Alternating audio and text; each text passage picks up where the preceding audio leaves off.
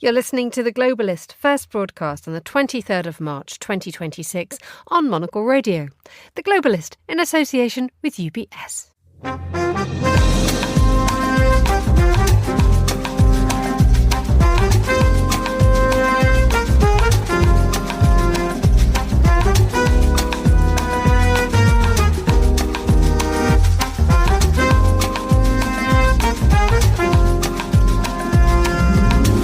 Live from London, this is The Globalist with me, Emma Nelson. A very warm welcome to today's programme. Coming up, fears of an Israeli ground invasion in Lebanon and Iran threatens to completely close the Strait of Hormuz. We'll examine a Middle East conflict opening up on global fronts. Also coming up on today's programme. Et ce message est clair, Paris n'est pas et ne sera jamais une ville d'extrême droite. That was Emmanuel Grégoire pledging to protect Paris from the far right as he wins the race to become the city's next mayor. We'll have a roundup of the French municipal elections, which are setting the stage for next year's presidential elections. We'll also look at the general election in Slovenia, where there's been a similar test of populism versus centre-left, and if you were there 15 years ago and you come tomorrow and the quality of the drink is the same, the music is maybe not the same because things have evolved.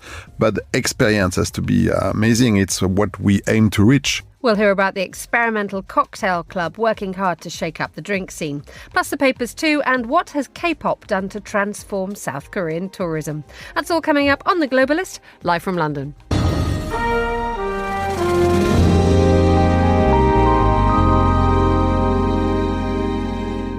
First, a quick look at what else is happening in today's news. Poland's Prime Minister Donald Tusk says he believes Hungary has been regularly briefing Russia on EU summits, leading him to self-censor during meetings. The North Korean leader Kim Jong-un has been reappointed as President of State Affairs following the country's first session of its Supreme People's Assembly. And an Air Canada Express regional jet has collided with a ground vehicle upon landing at New York's LaGuardia Airport.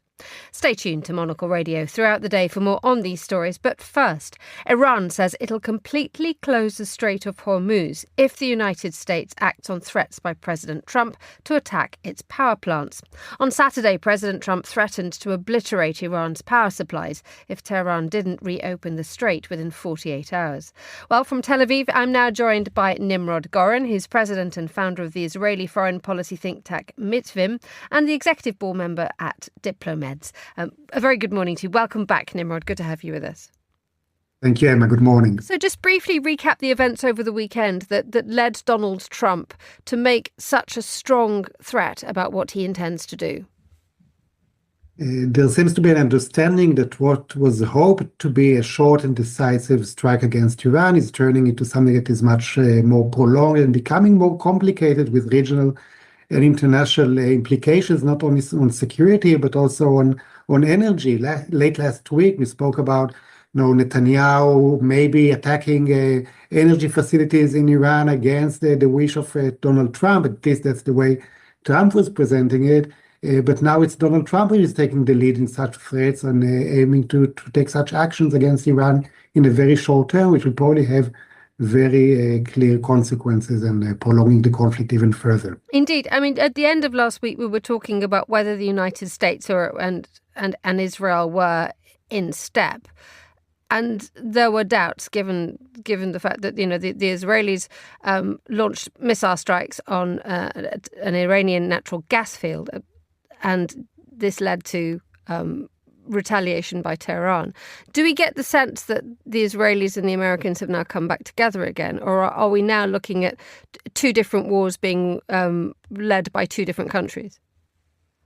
I think the sense, at least here in Israel and also by officials in Washington that are talking with the Israeli media, is that Israel and the US are very, very closely coordinated regarding this war from much before it and during it. And even the strike of last week, it's very difficult to see Israel doing such an action without being well coordinated with Washington. And the fact that later Trump portrayed it in a different manner was kind of a flag for some in Israel about, how Trump manages this cooperation and eventually who has the upper hand in framing and publicizing things that are going on.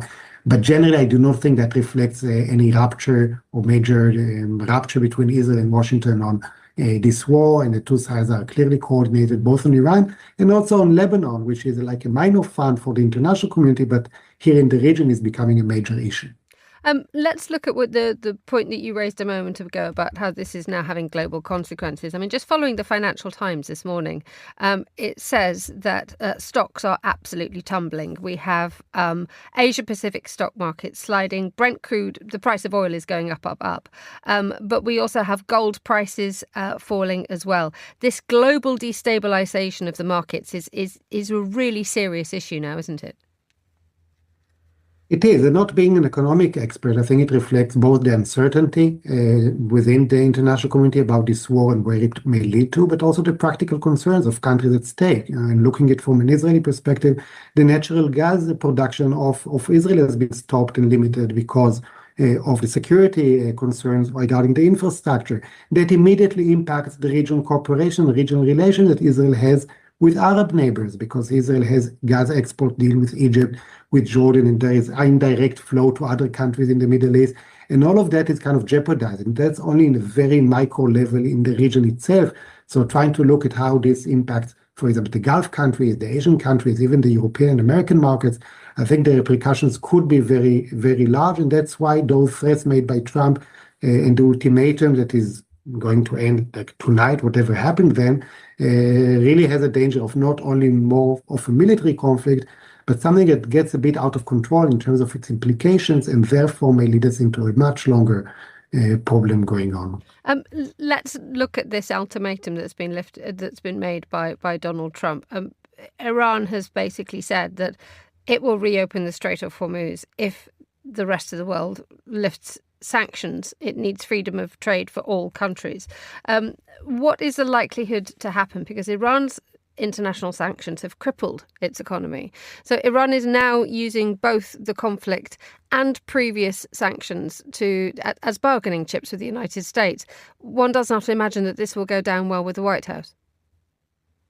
It's interesting how each of the sides of the conflict, both Iran and the US, are trying to court other countries and other global leaders to kind of take their side and take action accordingly, whether it's what you said now about Iran, but also what Trump has been calling for other countries to join naval protection of the Hormuz Straits. And so there's kind of a competition between the two sides of who can bring or mobilize some international engagement to their side at a time when diplomacy does not seem to really work. So the question of what is even the mediation mechanism that could help tone down this escalation, not even talking about ending the war, but just conveying the message between the sides that could refrain this escalation from going full out. Who are they? We knew who they are before the war erupted. We saw the Omani mediation. It didn't really succeed. Now we see countries like Turkey and Egypt and Qatar trying to play a role, but there's no formal or effective mediation mechanism now at play. And I think that leads all this rhetoric and all those attempts to court other countries to be more threatening than they could if there was a process of containing these things while they happen. There's no outlet, as you say, to cool things down at all or to even construct some sort of framework. Nimrod, let's move to Israel's actions in Lebanon. We have a main bridge over a river that divides much of southern Lebanon, bombed by the Israelis. And the president of Lebanon has warned that what Israel is doing is prelude to a full-scale ground invasion. What's actually happening? Yeah, so there are two parallel tracks happening here. One, the potential diplomatic one, and the military one. When Hezbollah joined the Iran attacks against Israel, the Israeli decision was very first to go after Hezbollah and dismantle it as much as it could.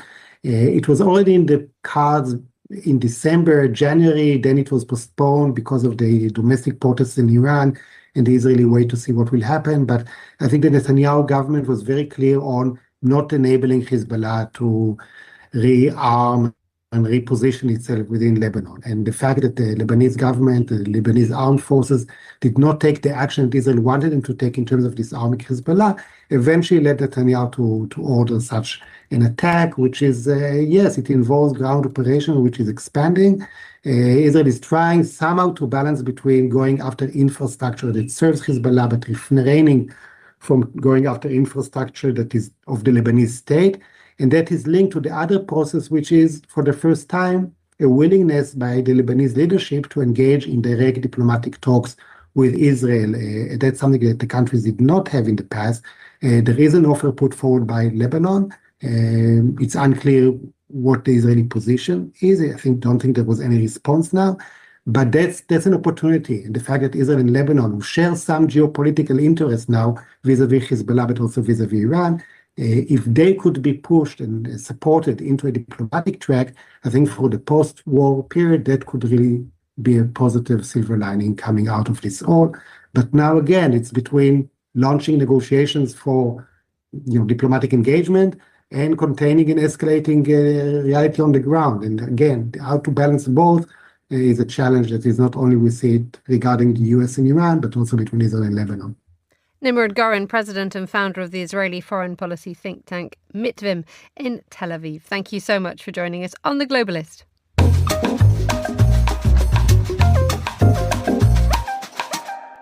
Now, who came out on top in this week's municipal vote in France? In Paris, the left-wing Emmanuel Grégoire claimed victory by cycling through the streets of Paris to celebrate his election as Paris's next mayor, easily beating the right-winger Rachida Dati.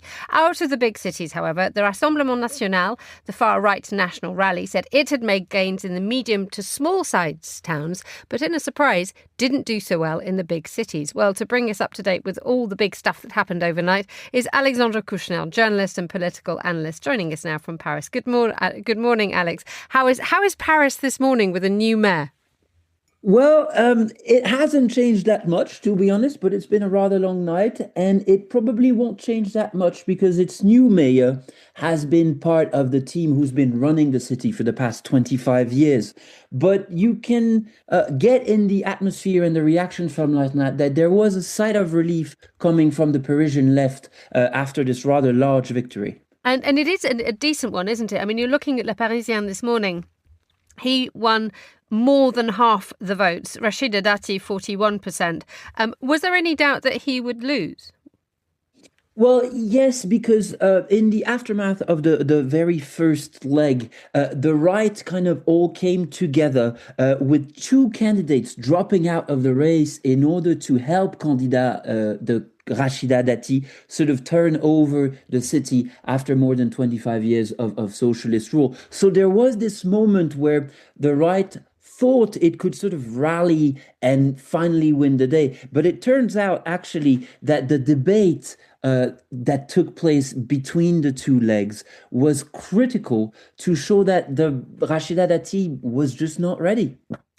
Let's take a broader look at France, because it seemed, just watching French television last night, no one could agree on who had won. And I'm not quite sure whether it was a rather boisterous television debate that I was watching or whether there was a genuine sense that the expectations that the far right would do really, really well, that the far left, La France Insoumise, would do really, really well. But in actual fact, this wasn't the case, was it? No, but you're very right that this was all sort of a pre-run of the 2027 elections, 14 months ahead of the presidential election. France's municipal elections are sort of a bellwether for the political winds. And the real question was, will the Republican dam or the barrier, as we call it, this refers to an old custom that sees parties and voters rally to oppose the far right from winning any elections.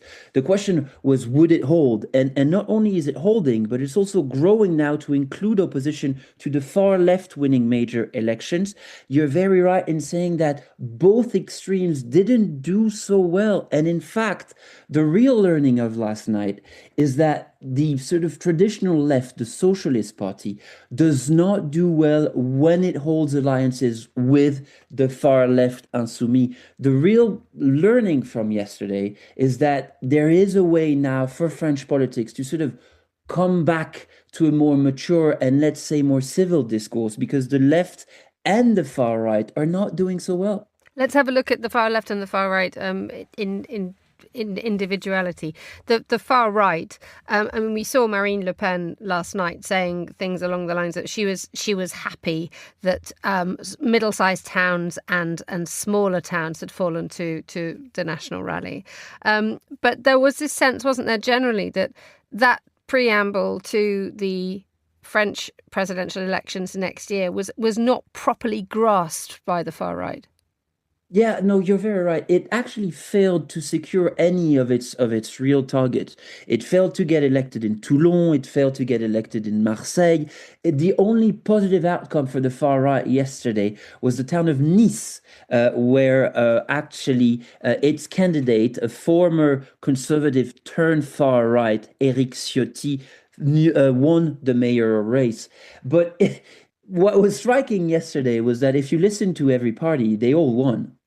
Everybody's done so great and everybody has great successes to boast. The reality is, looking at the far right, it failed to secure any of the major votes. Besides Perpignan, which is a rather large city, it is getting slightly more into rural France, but that's actually no surprise. And what it was hoping for was that many conservative mayors would turn to the far right, hoping to secure a position. And this didn't happen. The dam is still holding.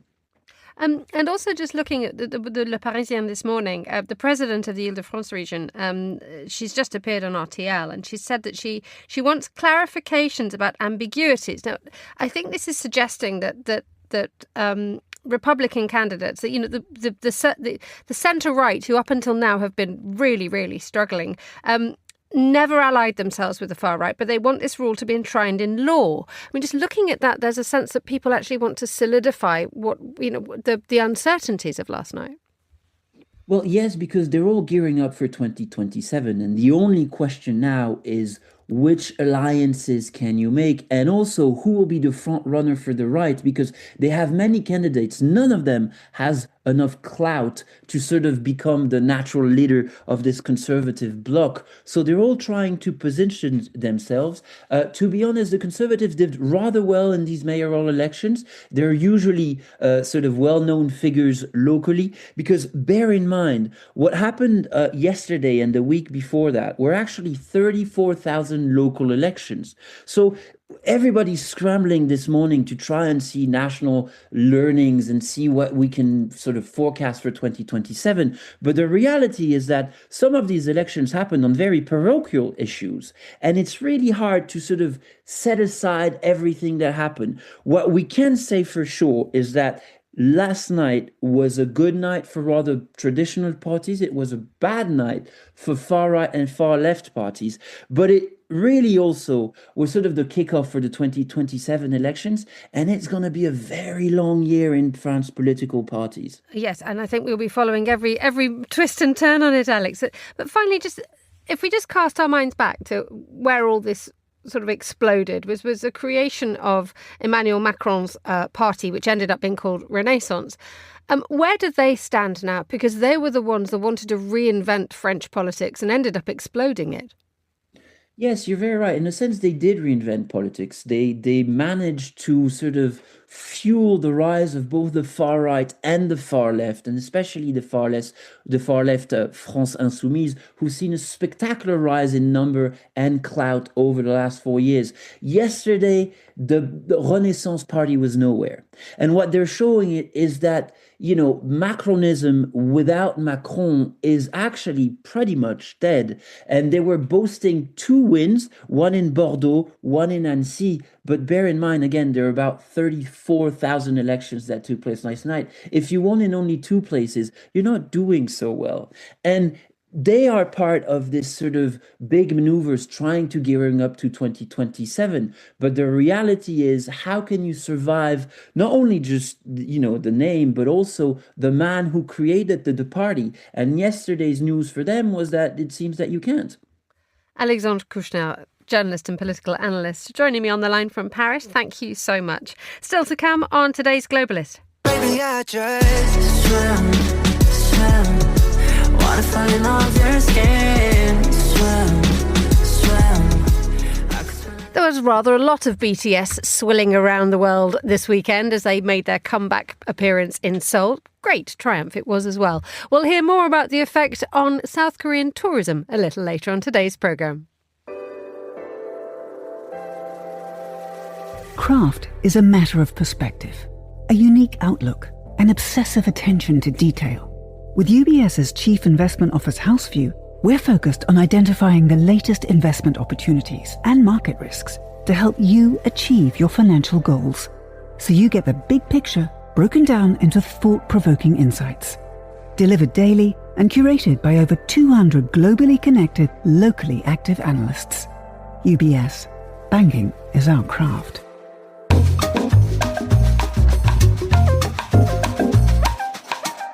Let's continue today's newspapers. Joining me in the studio is Latika Burke, writer-at-large for the Australian news publication The Nightly. Welcome back, Latika. Oh, hi, Emma. We are happy. Broad daylight at 6 a.m. Yes, this is I think that's the determining factor. It actually restores the soul It really does. Quite phenomenally. Not much use to you if you're listening as a podcast, but let's talk a little bit about the joys of European travel, because we're looking, everybody at the moment has been saying, don't travel, don't travel, don't travel. Not much use if you want to do any business. But you were just mentioning the fact that you're just about to do a few European trips, and boy, oh boy, you can move for work, you can move for fun, and it's incredibly civilized. Well done, Europe. Well done, Eurostar. I just love the Eurostar. The train concept generally, I'm not brand promoting anything particular here, but it is so relaxing to travel just by train in this world of chaos and madness and flight delays. Have you seen the queues of TSA? TSA calls queues at US airports. They're stretching for hours, not to mention all the terrible chaos going on with the Middle East. And actually, I'm going to surprise you, Emma, because we're here to talk about things in the papers. And because we've started with this just as chit-chat, I'm going to tell you about a story that's in the FT. Have you seen this? It's Qatar Airways putting into long-term sleep or storage in Spain some of their big jumbos.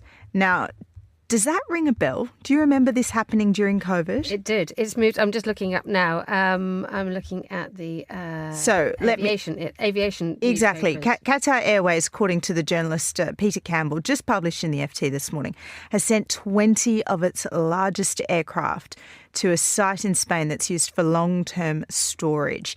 Now, they are transferring aircraft to Teruel Airport in Spain, and that's an airport that specialises in heavy maintenance and long-term storage. So according to the data, which they've cleverly gathered from Flight Radar 24, it is astonishing how much you can get from the open source web these days. The Qatar Airways has sent 5 more planes just on Sunday, in addition to the 15. They are A380s, A350s and 787s.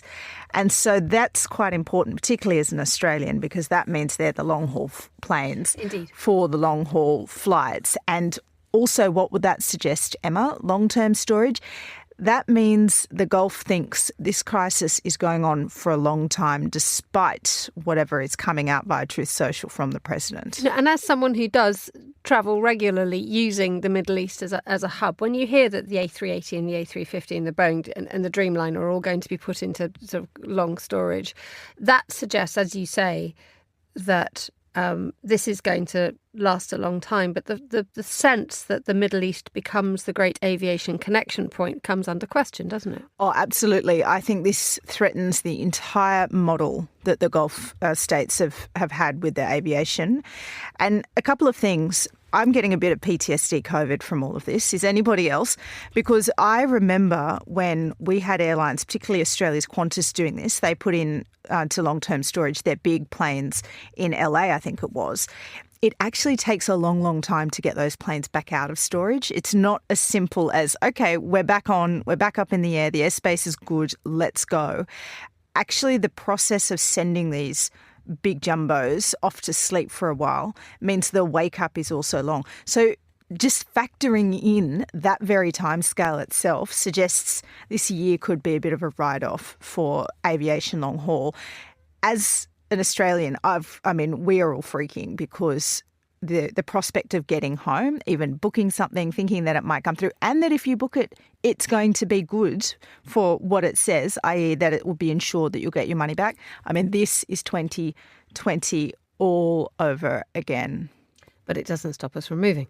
So off we go. Not to Europe. Not to Europe, at That's least. why Europe is so good. Exactly. Right. Let's find out what's being talked about in the papers. You wanted to mention, let's stay with the Iran war, but the more military side of things. Yeah, I think this is quite an interesting story. I know you've been covering it already here on The Globalist this morning, but this is just a little bit of a side angle. And we've got Al Carnes, who is the UK's veterans minister, but he's really become a bit of a de facto defence minister these days, doing a lot of the talking and briefing around this Iran war.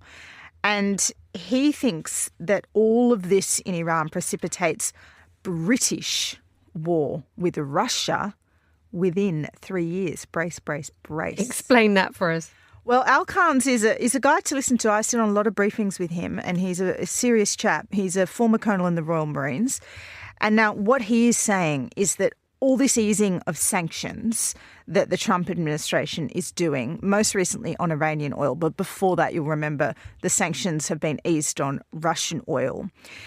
Mr. Khan's reckons this gives Russia such a good economic boost that they could be ready to now turn around to the UK and NATO and say, okay, in 3 years we could maybe chew off something more than just Ukraine, even though it's a stalemate there and they still can't defeat Ukraine, which is a tiny country compared to theirs, that they could be ready to have a go at us. So this, I think, is really someone who's looking at the longer term implications. And of course, that raises a bigger question about readiness, of which we certainly know the British and probably most of Europe are definitely not ready. Let's move on to another article. It's also in the Financial Times. We're sort of relying quite heavily on them today. They're doing there's some great stories in their paper. Danish Prime Minister rides Trump Greenland row into election resurgence. Doesn't it seem a long time since Donald Trump decided that he wanted Greenland? That all seems to have gone away. But clearly for those, if you are in Denmark and the Greenlanders, this is not. And that was only 2 months ago, Emma. Please, let's have a check on 2026 being the most bonkers year already, even though we say that every year. But Mette Frederiksen is quite savvy. She's called a snap election after what Donald Trump threatened in January. It's really revitalised, so it's a flag rallying, a flag waving event when somebody decides quite madly that they will maybe take a piece of your administered territory in Greenland. So she is going for an election on Tuesday and she's looking for a third term. Now, incumbency is hard these days. It's really, you are pressed to find leaders who can survive one term in this climate. But Mette Frederiksen could just about do it thanks to Donald Trump. And doesn't this, Emma, have echoes of what Trump has been doing worldwide? There's this huge election phenomena he has where he's able to rally huge sections of society behind perhaps once unpopular leaders. Canada, we saw this. Australia, we saw this. And now probably Denmark will see a big anti-Trump surge behind the incumbent. Now, let's talk a little bit more about your country, Australia, and an article from The Nightly. Yes, this is my article, Emma, and I've chosen this not as if it would be about anybody else. Oh no, it's not. It's not because I wrote it necessarily, but I just think that the theme is absolutely bang on compared to what we're talking about, and that is that they have had a huge populist surge in the state of South Australia. So this is not a federal election, but it's the first real test about whether this party, this populist party, One Nation, led by Pauline Hanson, which has been around since I was a kid. At first she came out saying she was fearing Australia was being swamped by Asians. Then it turned into a fear about Muslims, but funnily enough, she did have a big kind of renaissance or a big peak in the day and then fell apart. She actually went to jail. She's made a huge comeback.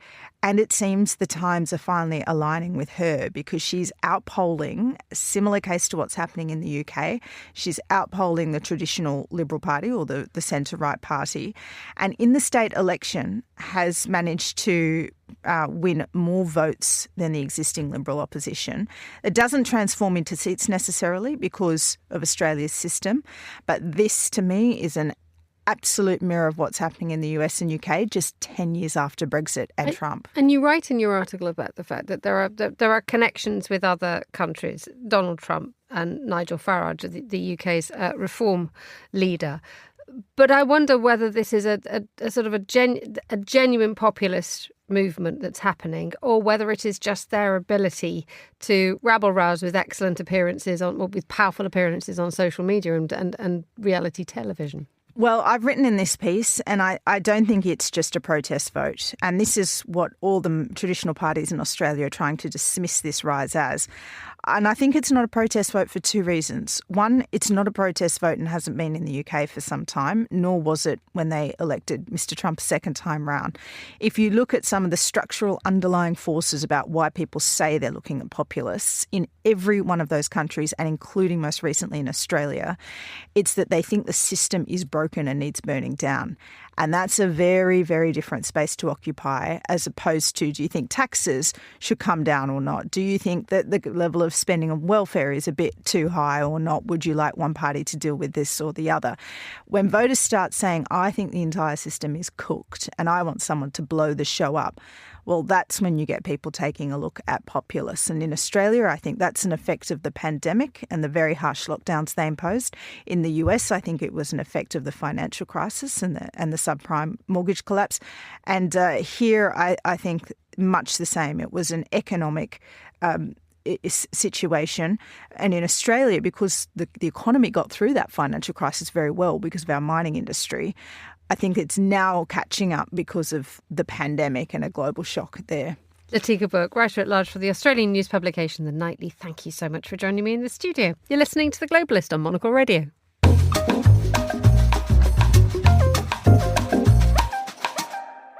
Now, here's a look at some of the other stories we're keeping an eye on today. Poland's Prime Minister Donald Tusk says he believes Hungary has been regularly briefing Russia on EU summits, leading him to self-censor during meetings. His comments follow a report by the Washington Post, which claimed that Hungary's foreign affairs minister had been leaking details of European Council meetings to the Kremlin. There's been no comment from Moscow or Budapest. The North Korean leader Kim Jong-un has been reappointed as President of State Affairs following the country's first session of the Supreme People's Assembly. The meeting in Pyongyang serves to rubber stamp North Korea's party decisions into law. An Air Canada Express regional jet has collided with a ground vehicle upon landing at New York's LaGuardia Airport. The airport was closed after the plane, which was coming in from Montreal, struck the vehicle at a speed of about 24 miles an hour. That's 39 kilometres an hour. The jet was operated by Jazz Aviation, Air Canada's regional partner. And a statue of the Italian explorer Christopher Columbus has been installed in the grounds of the White House. It's the latest bid by President Donald Trump's administration to reshape depictions of US history and culture. This is The Globalist. Stay tuned.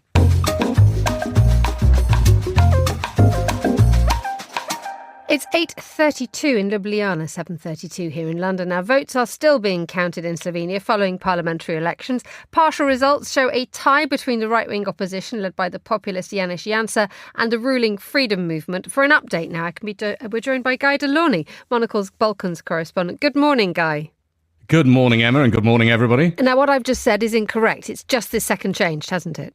Oh, it keeps changing. But it's, I was up very late last night, sort of following this, and it has been swinging around quite a lot. And it's all because of the way in which votes are counted. Of course, if you're going to count votes from constituencies which are, say, in rural areas, they're going to favour Janez Janša and his right-wing SDS. If you're going to go to the urban areas, they're going to favour the centre-left and left-wing parties, including Robert Golob and the Freedom Movement. So I'll tell you where we are at the moment.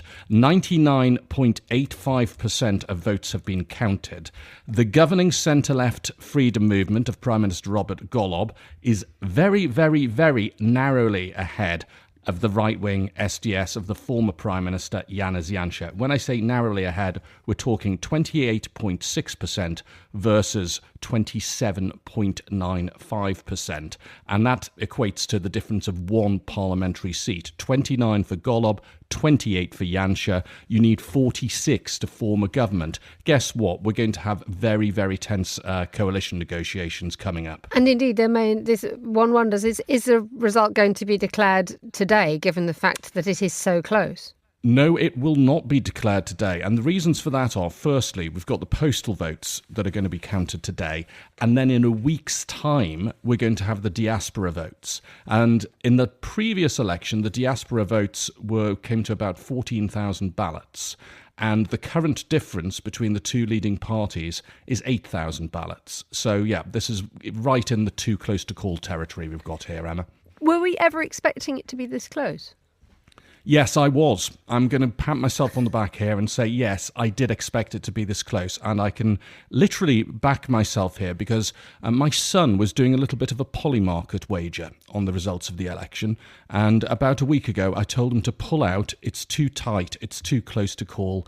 You're not going to make any money on this. And he did. So I've saved him a few quid.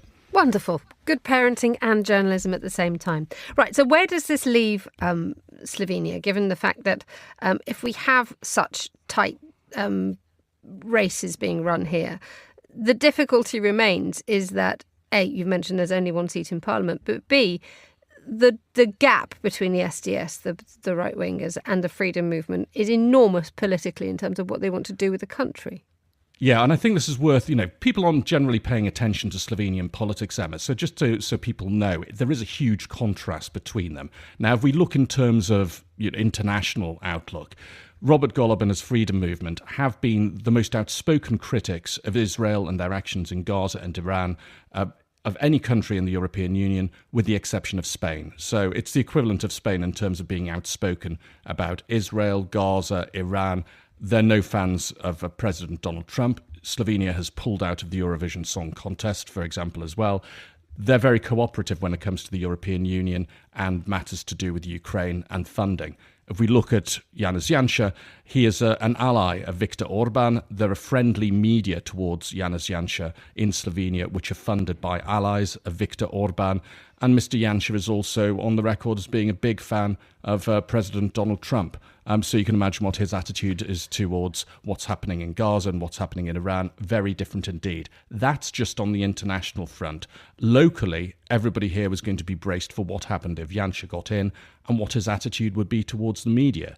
Because the last time he was in, between 2020 and 2022, he went on the attack against public service media in particular, defunded the state news agency STA, attacked the national broadcaster RTV Slovenia, and it made for a very uncomfortable couple of years if you were a journalist, never mind if you were somebody else in society.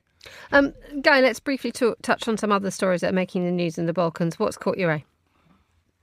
So we've got some other things that are going on, as you said, Emma. So for starters, we've got fuel rationing here in Slovenia. So everybody's been looking around at what's been going on with fuel prices, what's been going on with the fuel supplies, after mentioning what's been going on in Iran. Well, Slovenia has had to start rationing fuel, and it's the first European Union country to have to start doing this. And the reason for this is fuel tourism, because we've got a border with Austria. Austria doesn't regulate fuel prices, Slovenia does. Suddenly, if you're living in the border region of Austria and you think, gosh, I could just nip over the border into Slovenia and fill up there and save myself. I mean, it's not vast amounts of money, let's be honest, is it? But people think, oh yes, I can save 15 or 20 euros on a tank of fuel, I'll do it. And they presumably blow that by having lunch in the nearest Gostilna. But that's what they've been doing. And Slovenia's decided we've got a problem here because we are literally running out of fuel. The main retailer, Petrol, has been running dry. I love the fact that they're called Petrol. Yes, the government has stepped in to limit it to 50 litres per day per motorist. How do they think they're going to resolve this, given the fact that the rest of the world is incredibly worried about fuel prices right now? And Slovenia, of course, doesn't have any fuel sources of its own. It's really is a big question. I mean, I don't think we haven't got a refinery in this country. The nearest refinery is in Croatia. So it is going to be difficult. And Slovenia's got to compete on the open market with everybody else. The government has said they want to bring in the army to help with fuel deliveries. Again, I don't know how that's going to help if you've got people just siphoning it off because it's cheaper than neighbouring Austria. Maybe you just have to bite the bullet and say the fuel price regulation isn't going to work in this country if you're able to arbitrage it so easily coming in from Austria, say. Guy Deloney, Monocle's Balkans correspondent, thank you for that update. You're listening to The Globalist on Monocle Radio.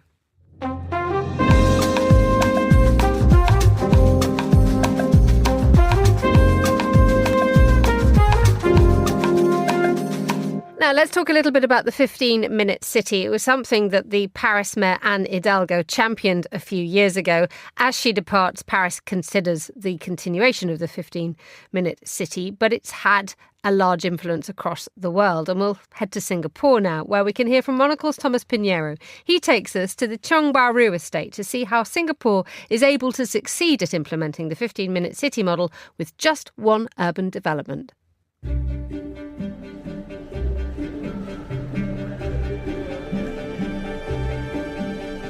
The first hint you've arrived in Tiong Bahru comes from the curved, semi-open stairwells projecting from the white low-rise Art Deco flats. Then, the bustle of modern Singapore seems to ebb into a gentler pace. Built in the 30s, when the city was still a British commercial outpost, the estate was one of Singapore's earliest public housing developments. It introduced, or reinforced, planning principles later replicated across the island. Among them are the HDB flats, the public units under the Housing Development Board, in which the largest share of the population lives. There's also the community centre and one of the best hawker centres in town. All three are Singaporean staples. Tiong Bahru's buildings are products of an era when speed and optimism were central to the zeitgeist. They display streamlined modern features such as speed lines, curved corners, and porthole windows that nod to the aerodynamics of ships, trains, airplanes, and automobiles. At ground level, though, they carry a more local trade, the so-called 5-foot walkways. These are covered pavements that shelter pedestrians from the region's harsh weather. Here, they connect shop houses with apartments, many of which are also located directly at ground level.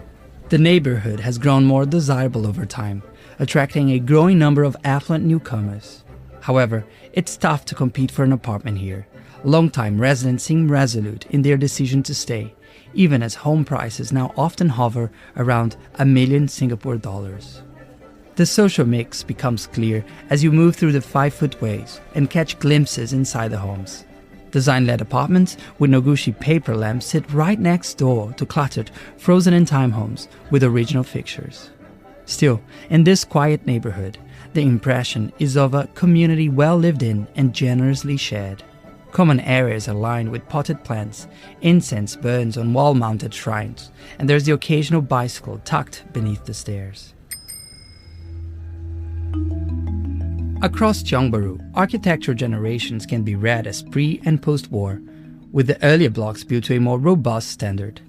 Block 78, known as the Horseshoe Block, was even equipped with a bomb shelter to accommodate up to 1,600 people.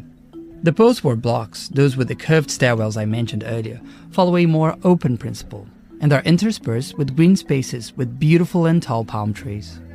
Also established in the post-war period, Tiong Bahru's community centre is regarded as the earliest in Singapore. Dating back to 1948, it offered amenities such as basketball courts, barber services, and evening classes from its early days. Its importance is such that at one stage it even assisted residents with funeral arrangements. Like other community centres across Singapore, it serves more than practical functions. It reinforces civic sentiment and mutual respect, and this within a city defined by major differences in race and faith. In Tiong Bahru, street-level commerce runs mostly through the pre-war blocks. Design-led cafes, bakeries, bookshops, and art galleries sit alongside family-run restaurants, provision shops, and durian stalls. The latter cluster mostly around the Monkey God Temple, itself housed in a shop house. It doesn't get a lot more straights than this. At the center of it all sits Tiong Bahru Market and Hawker Center. What began as a small wet market became a magnet for itinerant hawkers who gathered in an open space with only basic shelter and limited hygiene. In the 50s, the town cleansing department stepped in and a new structure rose, though it still proved hot and stuffy beneath a tired zinc roof. In the early 2000s, the building we see today was constructed. The exterior echoes the smooth character of its surroundings, while inside, comfort and hygiene take priority. Circulation and open dining areas wrap around a landscaped courtyard, and multiple ceiling fans drive airflow. Rows of fixed tables bring order, and stainless steel furniture across the stalls, cleanliness. The ground floor houses the fresh produce market with fishmongers, butchers, and vegetable vendors. Upstairs, it's all about eating and socializing. Options abound. There are over 80 stalls, with many long-time hawkers remaining in business, carrying their recipes intact. You might start with the Coe Brothers pig organ soup, a fixture here for close to 60 years. Then pick up a drink at the multi-generational 33 Cafe, run by a family whose members grew up and went to school in Chongbaru. There are also wonton noodles, Hokkien prawn mee, fried oysters, Cantonese roasts, and, my personal constant, coffee with kaya butter toast. Stopping by this hawker center has become a small ritual of mine whenever I visit Chongbaru. I pause just long enough to grab a bite and notice the community's convivial interplay before heading out into the city where everything speeds up once again.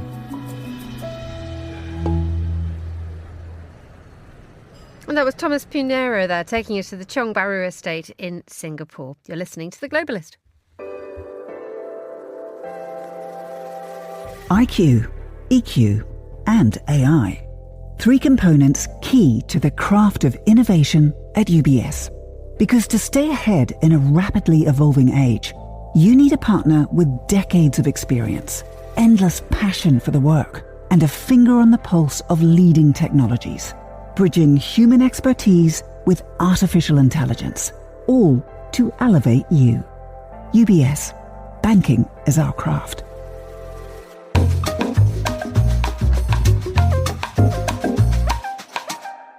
Now, the hospitality group Experimental is celebrated for bringing the cocktail renaissance to Paris and other cities, including the ECC, the Experimental Cocktail Club, cocktail bar in London's Chinatown, which has recently reopened.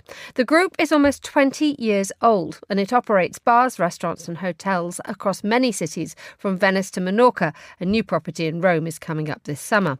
On Monocle Radio, senior correspondent Fernanda Augusto Pacheco met Xavier Padovani, partner and director of the Experimental Group, who started talking about the reopening of their now famous ECC bar in Chinatown. You can't be complacent. You have to be, not reinventing the wheel because of the bar works. It works well. But we had to do it just because at some stage, you're going to move on to the slightly, not different level, but to keep it as it is, a small jewel, a small tan house hidden away.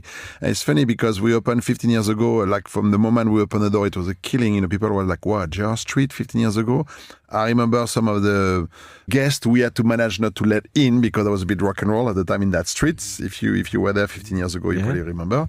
But now it's how do we make it relevant to a younger generation of drinkers? Like I was at the bar last week on Tuesday. Now on Thursday, we have a big night, a French touch night. Love French touch. Yeah, that's exactly that. It's la touche française in French. And I spoke to kids who were 20, 25 years old next to me, and they were like, whoa, I never knew that bar was there. For me, that's we've achieved something. If I can draw like a younger generation of drinker to the bar that was open 15 years ago, yes, I had to do refurbishment. Yes, I had to make sure that for 15 years, it's intemporel. It's like if you were there 15 years ago and you come tomorrow and the quality of the drink is the same, the music is maybe not the same because things have evolved, but the experience has to be amazing. It's what we aim to reach. And that's what we still strive on trying to achieve every day, I think. Well, I was there last weekend, and Timothy, of course, in charge of the drinks. I had the Sundowner Society, amazing cocktail with tequila, very good choice. And after some champagne as well, right? Possibly. What's your drink of choice? I'm curious. If you go to the Experimental Cocktail Club today. Depending the time of the day. Last Thursday, I may have had a few Tommy's Margarita, which is a cocktail that was created in San Francisco by Julio Bemejo in Tommy's, which is like a simple version of the Margarita with agave instead of Cointreau. But I also start usually the night, if Olivier is in town, one of my business partners, we start with Dirty Martini, gin. And then depending where we're going, I drink quite a bit of champagne as well. A little bit of a sparkling wine from France is not going to hurt anyone.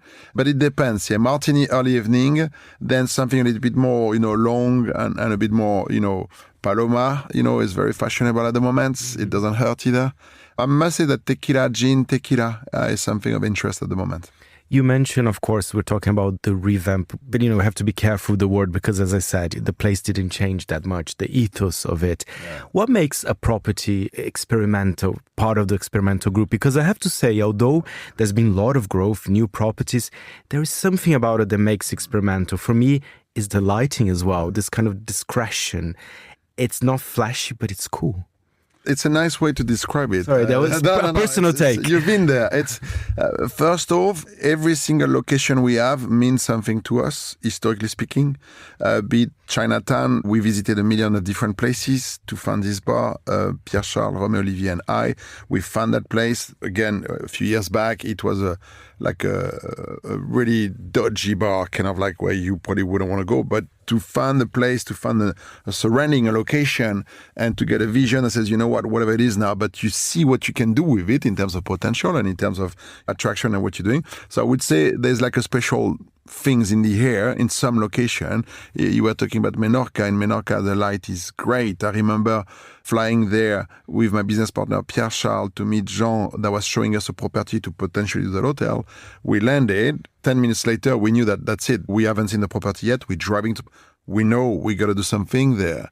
Same thing with, maybe Portugal or Switzerland. I think location is very important, and very often it's relevant to any one of us. Like Romé used to ski in Verbier as a kid, for example. Boom, we ended up in Verbier. Olivier grew up skiing in Val d'Isère. Boom, we opened in Val d'Isère. But then, as you said, the lighting, for example, and the sound, you should be able to walk in a bar like from 6 to 9, 10 p.m. and the lighting should be super discreet. It should be something really like cozy and really like low on our level. Not low enough that you can't see the menu, but discreet and nice and cozy. That's the atmosphere.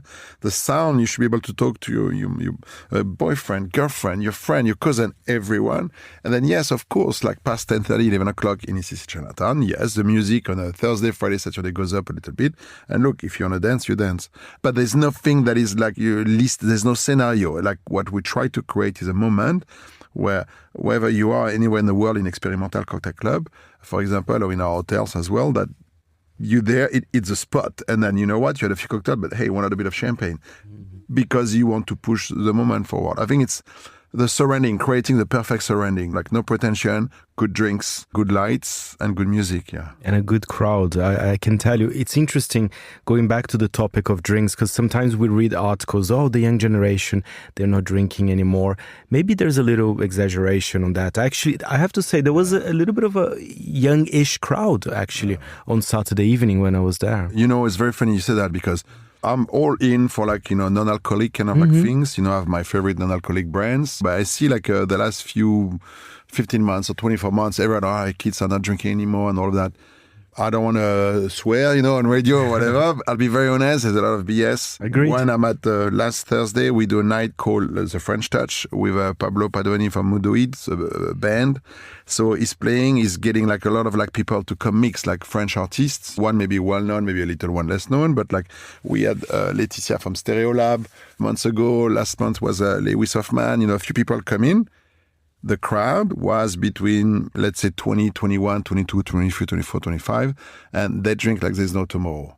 So, yes, they're not caning shots, and not drinking a pint of beer because we may not serve pint of beers, but I saw kids holding cocktails from a moment ago, 9:30 p.m. until 2, 3 o'clock in the morning. So that you may say kids or generation drinks less, but better quality. That's Xavier Padovani from the Experimental Group talking to Fernando Augusto Pacheco. You can listen to the full interview on the Monocle Weekly, and you're listening to The Globalist.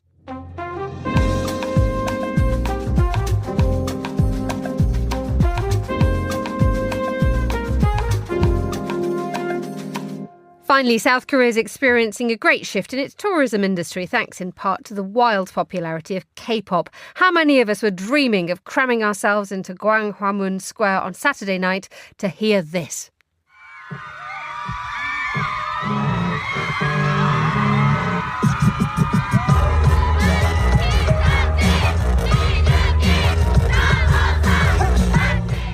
That was a snapshot of the reunion concert of BTS heard from the audience there, because what seems to be happening in South Korea is becoming one of the world's key cultural tourist destinations, especially for younger travellers.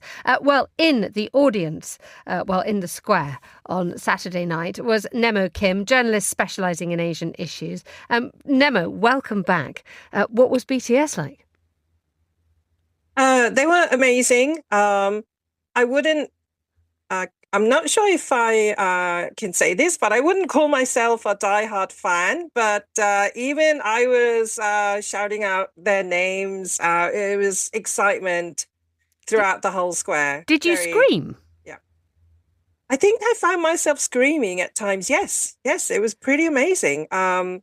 They were impeccable performers. They hadn't lost anything despite the hiatus. It was an amazing evening. I was watching it from the comfort of a sofa somewhere else on the television. But there was a sense that they were really connecting with their audience as well. I mean, I think there were only 2 songs in, and then there was an enormous amount of chat. Yes, that's right. And the first 2 songs were from their new album, but their fans, ARMY, they knew all the lyrics already. And I think they'd already sorted out which bits they would chant and sing together and which bits they're going to leave it to their favourite artists. Right. Let's have a look at the explosive effect that the likes of BTS have had. Because when we looked across Gwanghwamun Square, there was a real sense that Seoul was placing itself on the international map, instantly recognisable location in the South Korean capital. What's been the effect on tourism numbers? Yes, you're right. And I would say that South Korea's tourism industry is currently being reshaped. And as you mentioned, K-pop is one of the main reasons why. And the weekend's BTS concert at Gwanghwamun was a prime example. It was the kind of event fans around the world would have loved to pack into. And I would say more broadly, the country's increasingly being seen as one of the world's key destinations for cultural tourism, especially among younger travelers who are into K-pop. But industry watchers here are saying more and more older travelers are coming to South Korea for cultural tourism. For example, due to the increasing popularity of K-literature, for example, we had novelist Han Gang, who won the Nobel Award for Literature just 2 years ago. And many other Korean writers are gaining popularity abroad in the field of translated literature. So international visitors, more and more of them, are picking South Korea, not just for sightseeing, but to experience the music, fashion and food and different lifestyles associated with K-pop culture and other areas of Korean culture, with Seoul, the capital, being at the center of the appeal. And what's also interesting is that the BTS effect, as well as the more broader K-pop effect, I would say it's driving tourism revenue with hotels, airlines, and local businesses benefiting off from the higher visitor numbers. And I would say that the impact is no longer just limited to Seoul, the capital, because we have places like Busan, the second biggest city here, as well as Incheon and Jeju, the tropical island, attracting more and more interest because people are branching out, visitors are branching out beyond Seoul, the capital. So in that sense, we're seeing here not just fandom travel, but like a broader move in which the country is positioning itself as one of the leading cultural tourism destinations. No, but we have 10 seconds to say, if you were deciding whether to go to, where are you going to that part of the world, where would you start? Start in Seoul and then maybe go to Busan, the second biggest city, because it has a lovely seaside. And then pop onto the plane for like 30 minutes and visit Jeju Island and back to Seoul. That would be my itinerary. Oh, with BTS in your ears. Nemo Kim, thank you so much for joining us on the line from Seoul. And that's all the time we have for today's programme. The warmest of thanks to all my guests and to the producers, Angelica Jobson, Tom Webb and Anita Riotta. Our researcher was Annalise Maynard and our studio manager was Mariella Bevan. After the headlines, more music on the way. The briefing's live at midday here in London and The Globalist is back at the same time tomorrow. But for now, from me, Emma Nelson, goodbye. Thank you very much for listening. Have a great week.